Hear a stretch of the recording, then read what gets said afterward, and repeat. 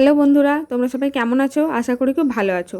আজকে আমি তোমাদের সাথে আলোচনা করতে চলেছি সামার প্রজেক্ট 2025 নবম এবং দশম শ্রেণীর জন্য একটি টপিক। তোমার এলাকায় রাসায়নিক বিক্রিয়ার ওপর তাপের প্রভাব আলোচনা করো। তো যাদের আছে তো তোমরা ঝটপট দেখে নাও। তো চলো ভিডিও শুরু করা যাক। প্রথমে দেখো, তোমরা টপিকটার নাম ওপরে লিখবে এবং লেখা শুরু করবে। ভূমিকা লিখে।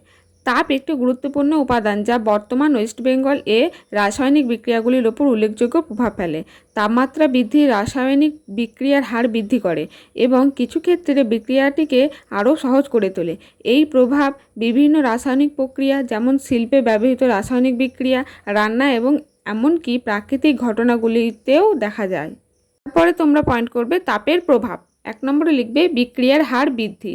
তাপমাত্রা বাড়ালে রাসায়নিক বিক্রিয়ার হার বাড়ে। এর কারণ হলো তাপের ফলে অণুগুলির গতিশক্তি বৃদ্ধি পায়, ফলে তারা দ্রুত এবং বেশি ঘন ঘন সংঘর্ষ করে। এই সংঘর্ষের ফলে বিক্রিয়া দ্রুত ঘটে।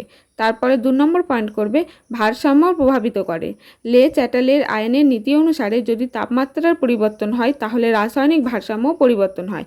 এই নীতি অনুসারে তাপমাত্রা পরিবর্তন হলে বিক্রিয়াটি সেই পরিবর্তনের বিরুদ্ধে কাজ করার চেষ্টা করে। 3 নম্বর পয়েন্ট করবে তোমরা তাপ উৎপাদী ও তাপহারী বিক্রিয়া। কিছু রাসায়নিক বিক্রিয়া তাপ উৎপাদন করে, তাপ উৎপাদন বা বহির্মুখী বিক্রিয়া।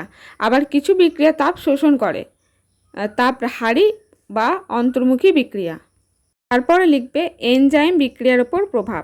এনজাইম হলো জীবদেহের একটি বিশেষ ধরনের অনুঘটক যা বিক্রিয়ার হার বাড়ায়। তাপমাত্রা এনজাইম বিক্রিয়ার ওপর প্রভাব ফেলে। কিছু ক্ষেত্রে এনজাইম বাড়িয়ে আবার কিছু ক্ষেত্রে কমিয়ে দেয়। তারপরে পয়েন্ট করবে বাষ্পীভবন এবং স্ফুটন। তরল পদার্থের বাষ্পীভবন এবং স্ফুটন তাপমাত্রার ওপর নির্ভর করে। তাপমাত্রা বাড়লে বাষ্পীভবন বা স্ফুটন দ্রুত ঘটে। এরপরে লিখবে বর্তমান অঞ্চলের উদাহরণ। 1 নম্বর লিখবে খাদ্য পচন। বর্তমান অঞ্চলে গরম আবহাওয়ার কারণে খাদ্যদ্রব্য দ্রুত পচে যেতে পারে, কারণ ব্যাকটেরিয়ার কার্যকলাপ হার বৃদ্ধি পায় যা রাসায়নিক বিক্রিয়া ঘটায়। 2 নম্বরে লিখবে রাসায়নিক শিল্প। স্থানীয় রাসায়নিক শিল্পে তাপমাত্রা একটি গুরুত্বপূর্ণ প্যারামিটার যা বিক্রিয়ার গতি এবং উৎপাদককে প্রভাবিত করে। 3 নম্বর লিখবে জলীয় বিক্রিয়া।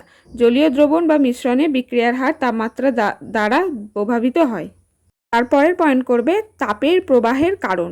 রাসায়নিক বিক্রিয়ায় অণুগুলোর মধ্যে বন্ধন ভেঙে নতুন বন্ধন তৈরি হয়। তাপের প্রভাবে এই বন্ধন ভাঙার প্রক্রিয়া সহজ হয় এবং বিক্রিয়ার হার বাড়ে। তারপর লিখবে তাপের প্রবাহের প্রকারভেদ।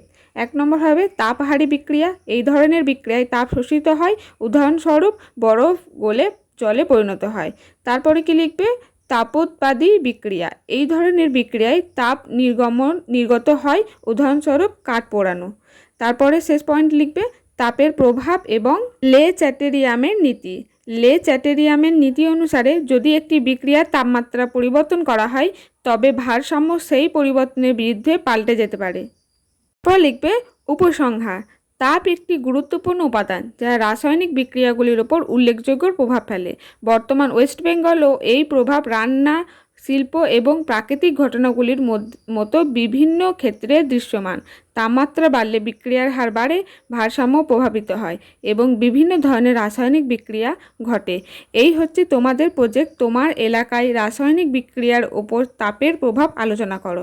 এখানে যে যার এলাকার নাম লিখে পুরো প্রজেক্টটি শুরু করবে, তবেই কিন্তু কমপ্লিট হবে। তো তোমরা যা দেখে দেখে যেটা খুশি বা যে এলাকা দেওয়া আছে সেটা লিখে দিলে সেটা করবে না। তোমরা তোমাদের এলাকার নাম লিখবে, তোমরা যে এলাকায় যেখানে বসবাস করো তো সেটা লিখবে। তো আজকের ভিডিওটা এই পর্যন্তই। যদি ভিডিও ভালো লাগে একটি লাইক করে দিও, আর অন্য কোনো টপিক চাইলে আমাকে কমেন্ট সেকশানে এসে জানিও। আর চ্যানেলে যদি নতুন হয়ে থাকো তাহলে চ্যানেলটি সাবস্ক্রাইব করে রেখো এইসব ধরনের টপিক পাওয়ার জন্য।